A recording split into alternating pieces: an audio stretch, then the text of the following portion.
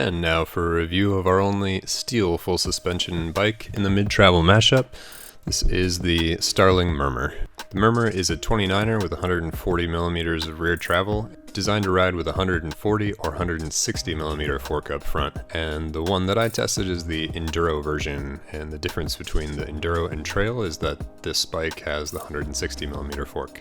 The front end of the Murmur is made in the UK from Reynolds steel tubing, and the rear end is made of chromoly in Taiwan. And because most people are going to buy this bike as either a frame or a frame set with a shock, I won't really be focusing on the build or any of the parts on it. And in fact, some of the parts on this bike are my own and some of them came with it. So wouldn't really be fair to talk too much about that.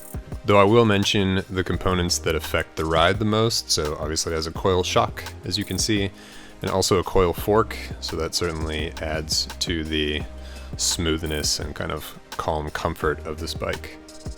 The Murmur is super stable and does feel like it punches a bit above its 140 millimeter weight, both given the forgiveness of the steel and with the coil suspension. I was really surprised that a classic single pivot like this could work so well with a coil, and it really does. I mean, it's not just bottoming out, it's not a lot of noise, like it's not any of the things that you might guess about a single pivot with a coil. It works really well.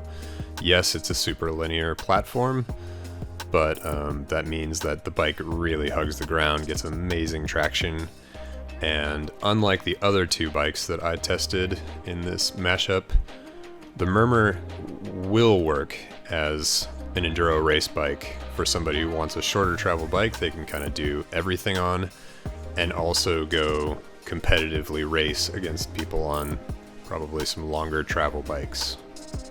Like I said, it's super forgiving, it's really comfortable, which kind of helps with the confidence level on the bike. And from the first ride, I felt pretty cozy. I mean, I carried this thing up a mountain with one of my buddies, and we did some just riding across alpine fields down to a trail on the ridge and hit a super rocky trail and just had a really good time. And I kind of just rode it like it was my own bike, but I was on the first, or I think it was actually the second ride on it. So, I mean, I think that says a lot for the platform, for the geometry, for the way that this bike is set up. It's just a ton of fun, and I really felt at home on it. I do have a bias for steel bikes. I love the feel of steel on the trail. I love the little bit of give that it provides, but then at the same time, this bike was plenty stiff enough to sprint on. It climbs fine. When sprinting, I never had any issues with rubbing the rear tire into the chain stays or seat stays, so it's not too forgiving. It's forgiving enough. It's a really nice balance.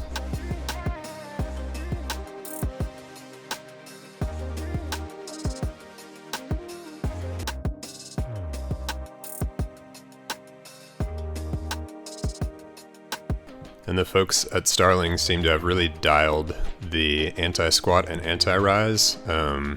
This bike just feels well supported all the time, whether you're climbing, whether you're descending, compressing, hard on the brakes. It gets good traction with late braking and kind of emergency braking or race braking, whatever you want to call it.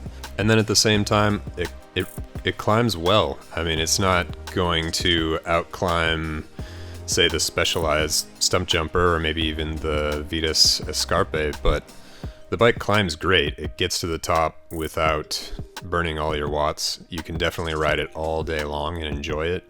The seat tube is steep enough. I mean, everything about it feels like a good all-arounder that's also raceable. Speaking of geometry, this size medium has a 64.6 degree head tube angle, which kicks up to 65 degrees on the extra large bike, and a 76.6 degree seat tube angle, so I didn't have to slam the saddle all the way forward to feel comfortable climbing. It's got a 450 millimeter reach, 445 millimeter chainstays that feels pretty nice and balanced over a 35 millimeter bottom bracket drop. Other cool things about the frame, so all of the housing and hoses are external, ready for quick and easy swapping.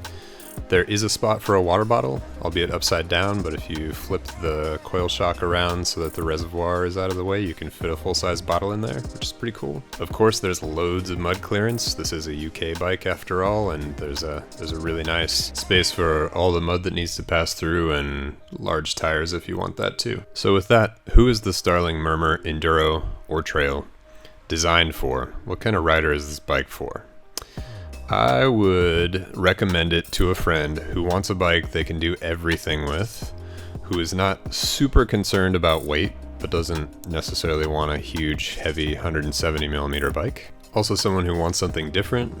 This bike is certainly unique. It stands out on the trail, and particularly for its capabilities. People kind of look at it and think like, wait, that's a steel bike. It must be some old school thing that you can't really push to the limit, but you absolutely can. It's ready for the same party that any Carbon Wonder bike is. The price on the Murmur is pretty reasonable for a half UK made frame. It starts at £1,880.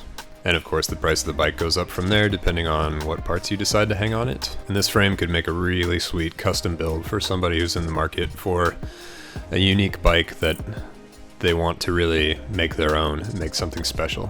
For additional information on the Starling Murmur, check out the full review on singletracks.com, as well as all of our other news and reviews.